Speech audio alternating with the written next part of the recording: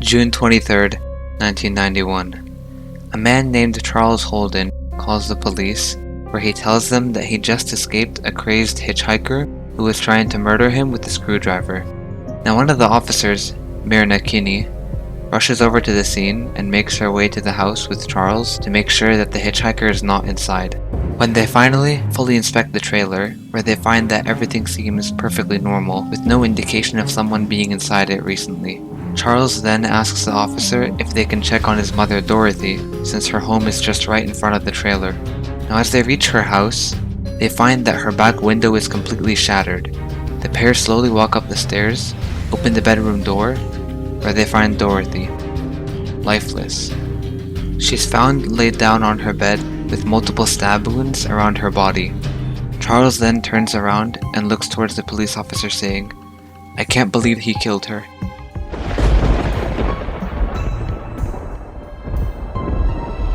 Dorothy Donovan lives in a town in Delaware named Harrington. Now everyone knows each other in the community, and it's very safe. Due to this, nobody actually locks their doors. Now Dorothy is often seen gardening, going to church, and going to weekly bingo. Now she lives in a 2-story farmhouse, the same home where her 3 kids lived, all of which grew up and moved out. All of them except for 41-year-old Charles. Recently, he's been struggling financially, so while he's trying to make up his finances, he's been living in a trailer behind his mother's house. Now it's at this exact time where Charles is taken into custody and starts being questioned. Investigators give him a series of questions, and with each answer, his story doesn't seem to make sense. Charles states that after he finished his night shift at work, he goes to Hardee's to get a burger and a cup of coffee. While there, a man walks over to Charles asking him for a ride, stating that his sister is giving birth and that he needs to get to the hospital as soon as he can. However, since midnight is closely approaching, Charles politely declines, but the hitchhiker is insistent and manages to convince him to change his mind. They both hop in the car and drive until they reach the town. Once there, instead of thanking Charles for the ride, the hitchhiker bursts into a frenzy. He nabs the screwdriver from the car mat and repeatedly strikes Charles over and over, urging him to give up his truck. Now Charles, absolutely petrified, grabs his keys and jumps out of the car, and starts running for his life while screaming for help. However, the hitchhiker catches up to him and says that he's going to kill him, and that the only way he'll be able to survive is if he takes him where he needs to go. Now Charles immediately agrees to this, and makes his way to the truck, and gets in the driver's seat. Right before the hitchhiker steps into the vehicle, however, he frantically drives off. This horrific attack leaves Charles severely shaken up. And it's at this moment in time where Charles realizes something. This entire encounter happened just a half a mile away from his house. Now he only has 2 options. Drive to his home and hope the hitchhiker loses him, or drive in the opposite path and go back home at a later time. Charles decides to drive around for about 20 minutes. Once he pulls up to the driveway, he notices a dark figure hiding outside.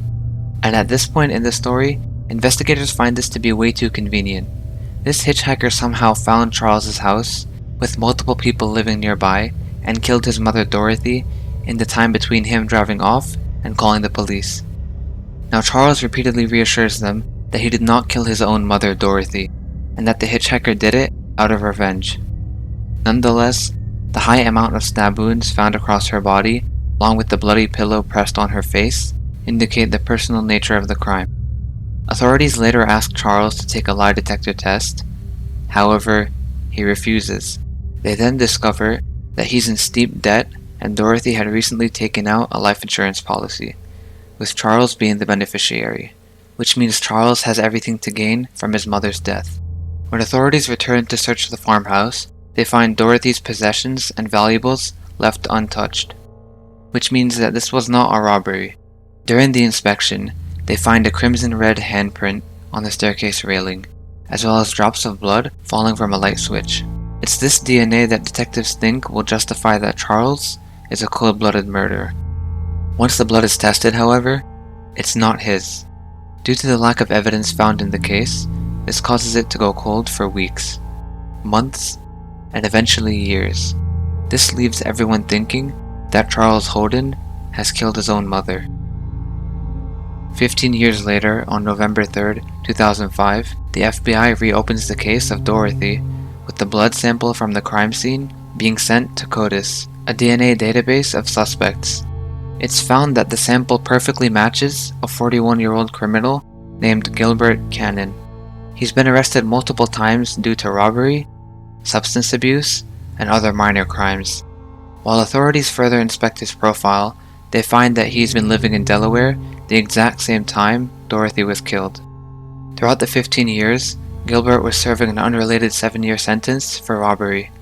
Once he was released, he needed to provide a DNA sample, and the bloody print on Dorothy's staircase just happened to be a perfect match. On January 18, 2006, Gilbert Cannon was arrested and confessed that he was in fact the mysterious hitchhiker to avoid the death penalty. Now, he stated on that exact night 15 years ago he was under the influence of drugs, so he wanted to sleep off the effects and tried looking for a place to rest. And when police stated that he murdered the mother of the truck driver, Gilbert was actually shocked. He stated that the only reason why he picked Dorothy's house was because the lights were off, so he thought the place was abandoned. Now, once he broke into the house, Dorothy faced him and was forced to kill her because at the time he was on parole and didn't want to take the chance at going back to jail. Now, this entire event was just an uncanny coincidence. On top of that, the murder weapon was the screwdriver taken from Charles's truck. On April 27, 2007, Gilbert pleads guilty to first-degree murder and gets sentenced to life behind bars. Now, the scariest part of the story is that if police never found a match for the DNA sample, a completely innocent Charles could have been wrongly sentenced to death for the murder of his mother.